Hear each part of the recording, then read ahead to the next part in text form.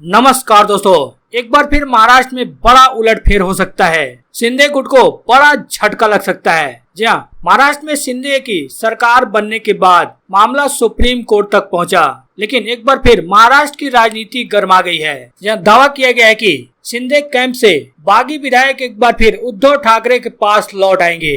हालांकि वहीं तरफ एकनाथ शिंदे ने ये भी ऐलान कर दिया कि बागी विधायक चुनाव हारे तो राजनीति छोड़ दूंगा। जी हाँ, जैसा कि आपको बता दें, शिवसेना के 40 विधायकों को तोड़कर शिंदे ने भारतीय जनता पार्टी से हाथ मिलाकर महाराष्ट्र में नई सरकार का गठन किया। शिंदे खुद महाराष्ट्र के अब नए मुख्यमंत्री भी हैं, लेकिन एक बार फिर अब शिवसेना ने महाराष्ट्र में थमी हुई राजनीतिक घमासान पर सरगर्मियां बढ़ा दी है।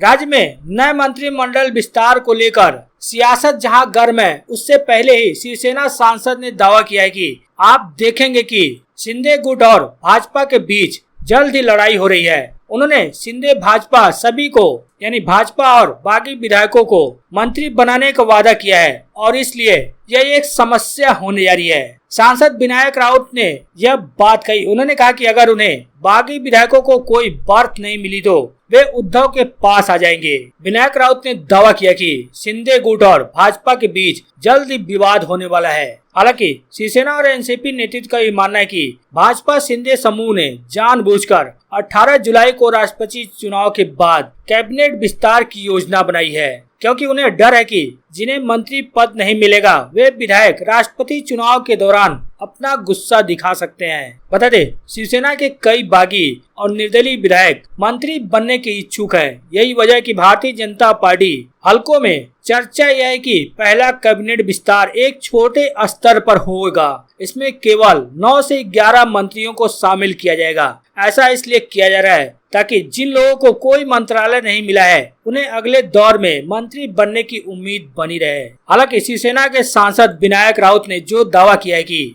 एकनाथ शिंदे सरकार के आगामी कैबिनेट विस्तार के बाद जिन बागी विधायकों को मंत्री पद नहीं मिलेगा वो उद्धव ठाकरे के पास आ जाएंगे। अब शिवसेना सांसद राउत किस आधार पर ये बड़ा दावा कर रहे हैं, ये तो देखने वाली बात होगी। हालांकि धुआं ऐसे ही नहीं उठता है, आग लगी होगी तभी धुआं उठता है। हालांकि वहीं दूसरी तरफ शिंदे ने दावा कर दिया कि अगर उनके विधायक चुनाव हार जाते हैं तो वो राजनीति छोड़ देंगे।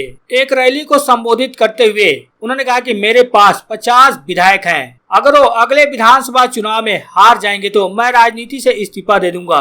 उन्होंने कहा कि मुझे पूरा भरोसा है कि वह सभी 50 विधायक अपना चुनाव जीतेंगे। इतना ही नहीं, शिंदे का कहना है कि राज्य में होने वाले आगामी विधानसभा चुनाव में शिवसेना और भारतीय जनता पार्टी संयुक्त रूप से चुनाव लड़ेगी और चुनाव में 200 सीटें जीतेगी। हालांकि अभी महाराष्ट्र चुनाव में काफी टाइम है, 2.5 साल का समय है। अब 2.5 साल में क्या होता है, राजनीति में कभी भी कुछ भी हो सकता है। अब 2.5 साल बाद ही देखना होगा कि कौन कितनी सीटें जीतता है।